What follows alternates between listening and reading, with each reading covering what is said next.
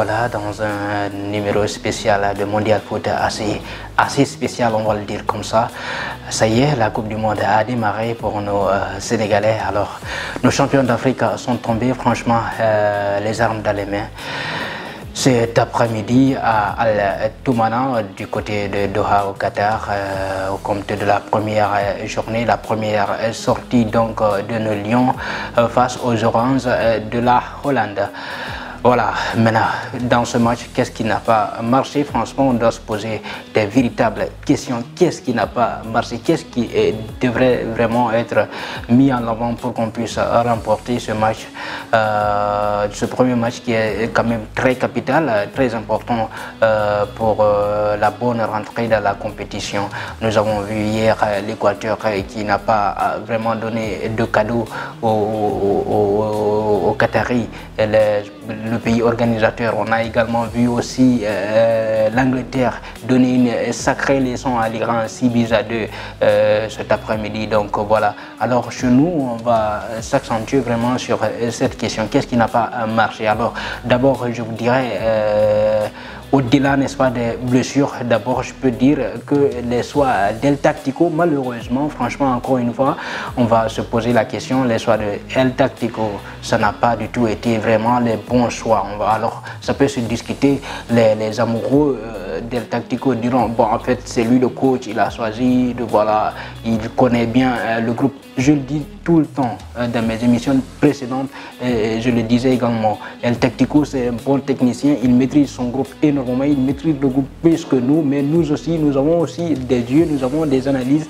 nous voyons qu'est-ce qui se passe vraiment avec ces joueurs. Si on voit quelque chose qui ne va pas, on va évidemment le dire. Donc alors, sur le côté, que ce soit sur le côté, on ne peut pas lui poser assez de problèmes. Bon, avec les problèmes administratifs d'Ismaël Jacobs, voilà, il est revenu là, le moral n'est pas là. On peut comprendre le choix d'Abdou Diallo sur le côté, mais ça sent franchement qu'il est blessé.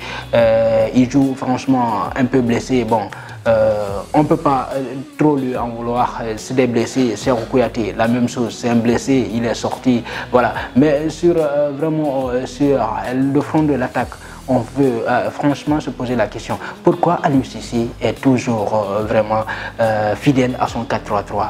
Pourquoi ne pas changer parfois? On a vu avec, il le savait déjà, lui-même il le disait vendredi avant de quitter Dakar lors de sa toute dernière conférence de presse ici au Sénégal à l'occasion de la sortie de la liste des 26. Il disait que les Pays-Bas jouent vraiment avec un milieu assez dense, un milieu de terrain donc assez fort, assez solide. Il le sait.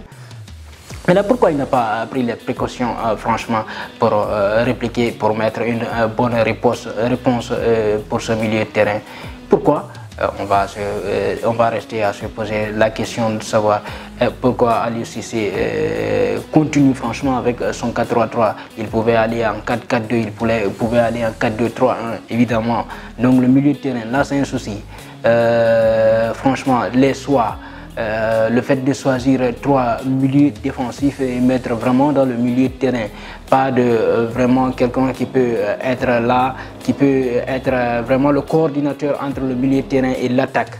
Là, c'est franchement un souci, même si on a vu un Cheikhou Kouyaté avant sa blessure, très exceptionnel. Franchement, nous l'avons adoré dans ce milieu de terrain. Il a été franchement l'homme le plus vu dans ce milieu de terrain.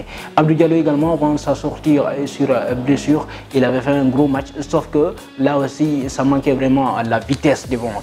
Il était là avec les ballons, il a du mal à avancer, ça peut se comprendre. C'est juste, on peut se dire, bon, c'est quelqu'un qui est revenu de blessure, il a peur également d'être blessé et malheureusement, voilà, c'est ce qu'il a fini par être blessé. Au niveau de la défense, pas grand-chose. C'est juste que franchement ça a manqué un peu de concentration au niveau de la défense des Lions. Mais surtout sur l'attaque, on va aller d'abord sur le côté, sur les deux côtés. Krépin Diatta, Ismaïla Sarr.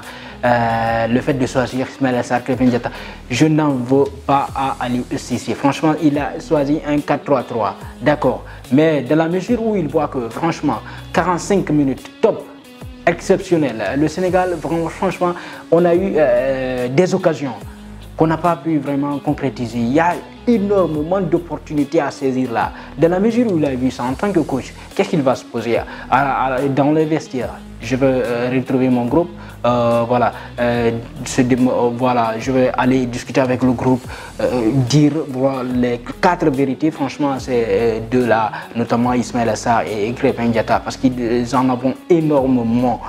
C'est juste qu'ils n'ont pas osé. Et si on regarde vraiment Ismaïla Sarr, parfois il a le ballon, il a du mal à passer devant.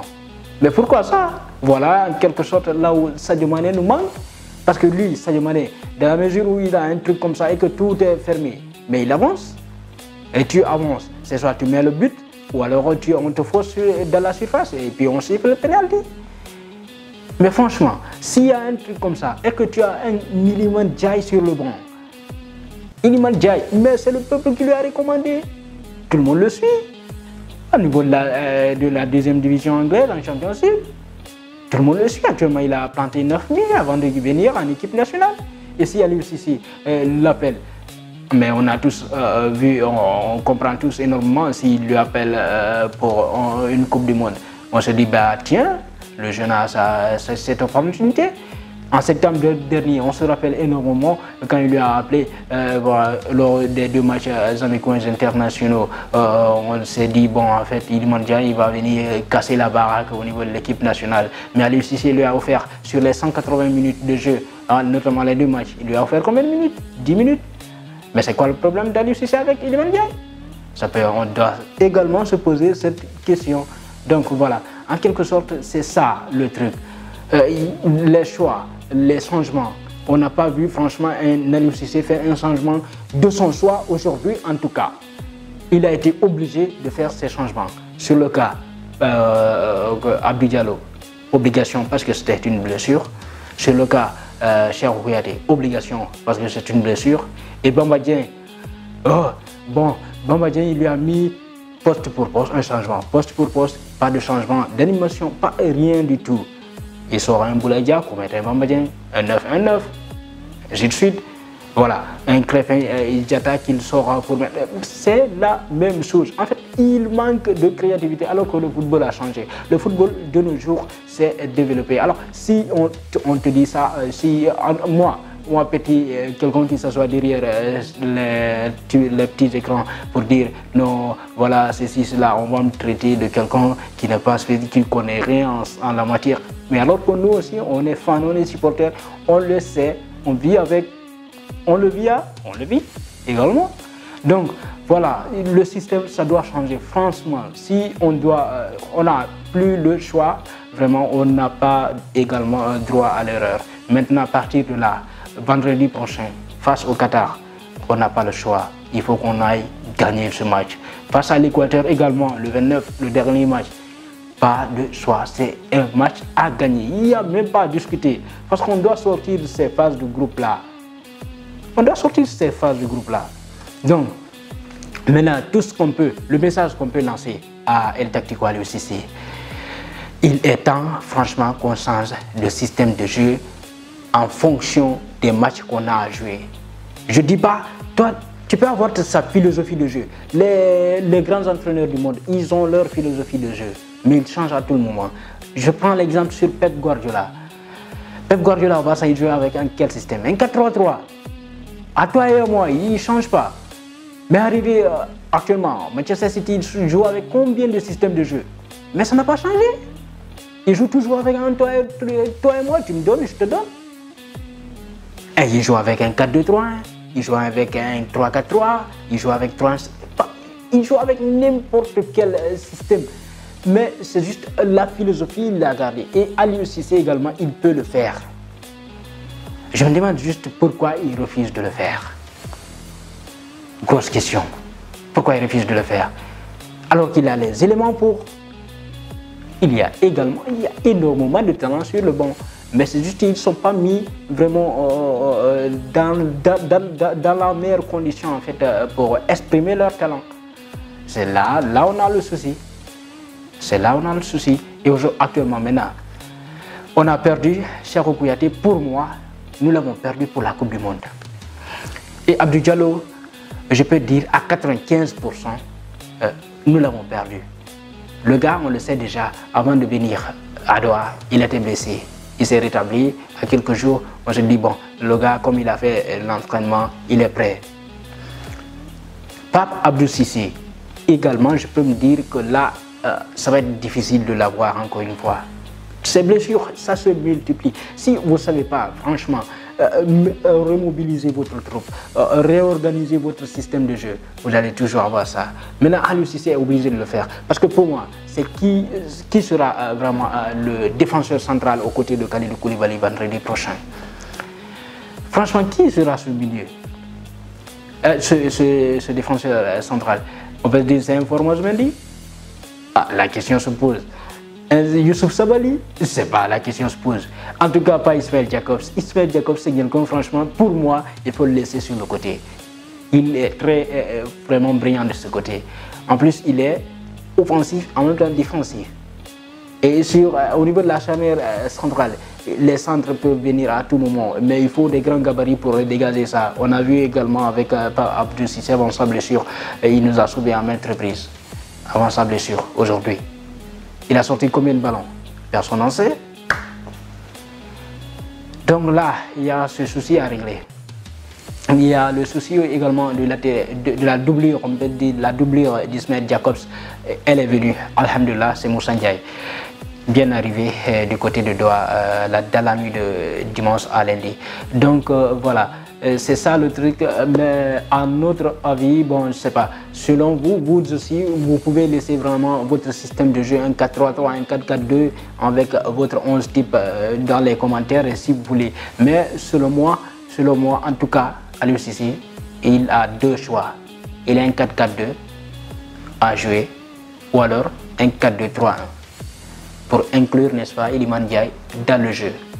Et en plus, Pape Matar Sarr, je me demande pourquoi il ne l'a pas utilisé aujourd'hui, pourquoi il est venu directement mettre 3 milieux de terrain vraiment de presque même profil. Parce que pour moi, Nampalys Mendy c'est un récupérateur, Cheikh Kouyaté récupérateur, Idrissa Gana Gueye récupérateur, mais plus relayeur, on le sait, c'est son métier, mais il est plus récupérateur que tu.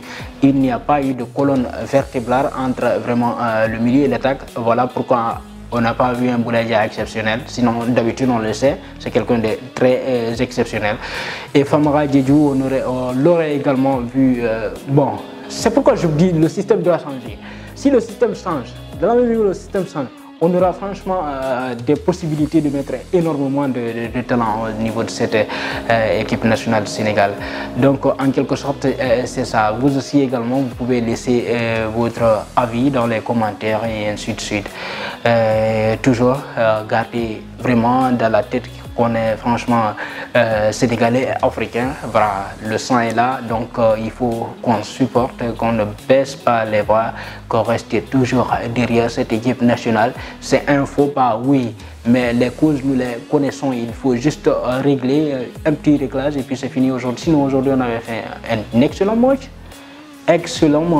Durant les 83 minutes, c'est à la 84e minute, franchement, on a eu ce petit souci-là qui nous a tous fait mal. Et puis voilà, on a vu à la 99e minute, voilà, comment dirais-je, les gars, ils nous ont franchement eu.